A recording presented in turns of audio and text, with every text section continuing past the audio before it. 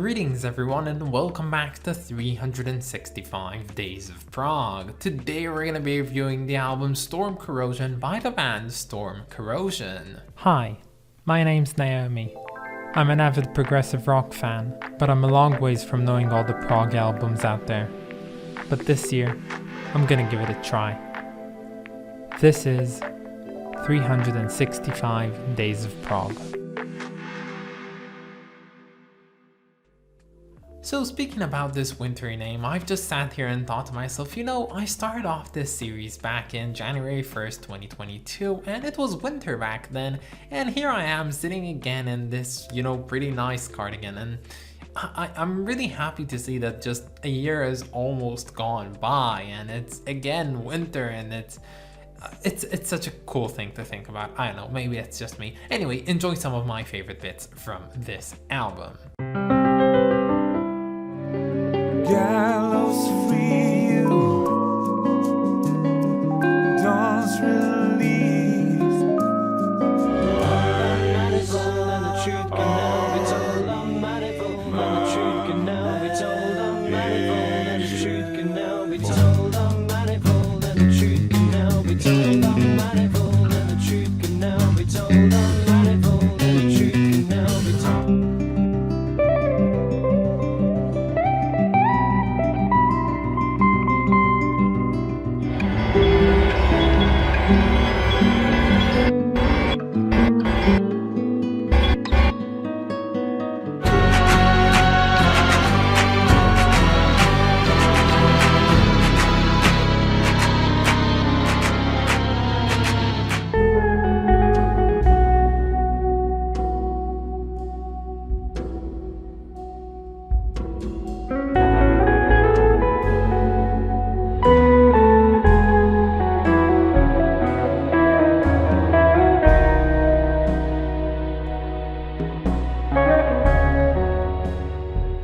So let me tell you a story of two men. These two persons who somehow at some point in time existed on the same planet without just knowing about each other, thus depriving them of their combined potential. And of course these two men are no other than Steven Wilson and Mikael Åkerfeldt. So our story begins sometimes in the mid-1990s when a friend of Mikael Åkerfeldt gave him an album to listen to which was called The Sky Moves Sideways, and this was by a band pretty obscure at the time called Porcupine Tree, led by no other than Mr. Steven Wilson.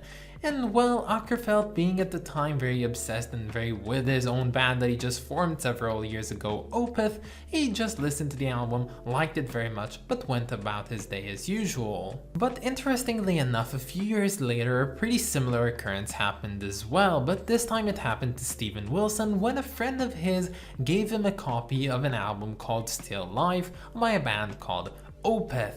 And Wilson gave a listen to that album and he loved it. He was hooked, and thus he found the contact information for Mikael Åkerfeldt and he sent him an email. So after a bit of chit-chatting back and forth on the interwebs, the two guys have decided to meet up for dinner in London, and thus they actually went ahead and met each other up, and they started probably talking to one another, finding enjoyment in both their shared interests. And by the end of that dinner, it was decided that Steven Wilson will be producing the next Opeth album, which happens to be Blackwater Park. But in that same instance, the two also talked about the opportunity, or maybe the possibility, of the two of them collaborating together. But that did not quite happen. But in the meantime, Wilson started working with Opeth, producing Blackwater Park, but then also producing the two albums Deliverance and Damnation. And afterwards, even though he would not go on to produce their next albums, he would be the studio mixing engineer for both Heritage and Pale Communion. Now, in the year of 2003, the two bands of their respective members would go on to tour together, that is Opeth and Porcupine Tree,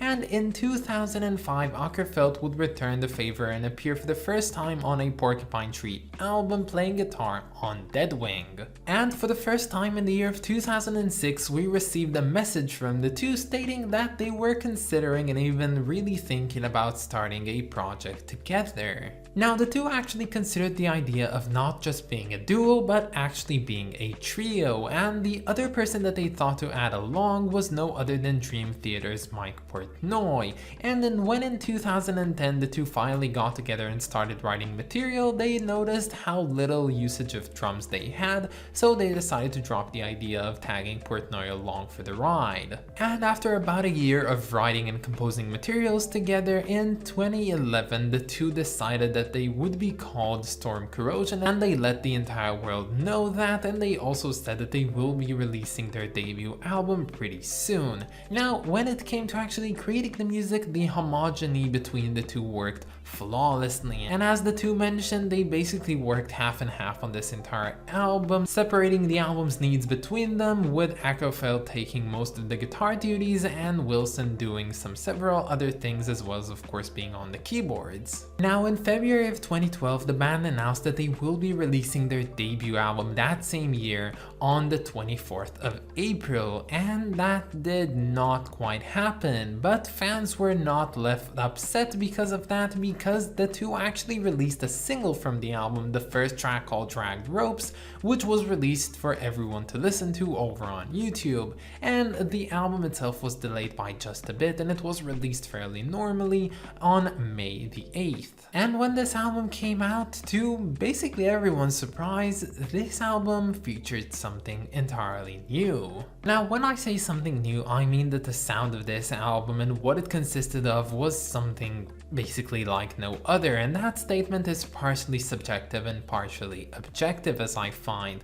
But I have read a lot of comments of people talking about what this album sounds like, and there's some things that really just bugged me, and one of the things that I saw so much is people writing, oh, so apparently this is what Porcupine Tree and Opeth put together sound like, and I'm like, no, it's definitely not. This is not Opeth and Porcupine Tree. This is Steven Wilson and Michael Ackerfeld. The two respective persons know what they're doing, and they have their own way of self-expressing via music, and this is their joint product together. Another thing which I've seen going around people saying is that this basically sounds like King Crimson, and honestly, no idea where you're coming from with this one. Maybe I'm listening to the wrong King Crimson, but it just doesn't sound like it. Yes, it's art rock. Yes, it has some psychedelic, metallic, whatever, modern ideas in it, but it doesn't make it King Crimson. And it makes me think that this is one of those things that people just see other people write and then say it themselves, but with just copy pasting it forward and not really thinking about it. Honestly, I'm just racking my brain around this one. I really have no idea why people say this, and if you're one of the people that truly believes that this album sounds like the King Crimson sound that we know,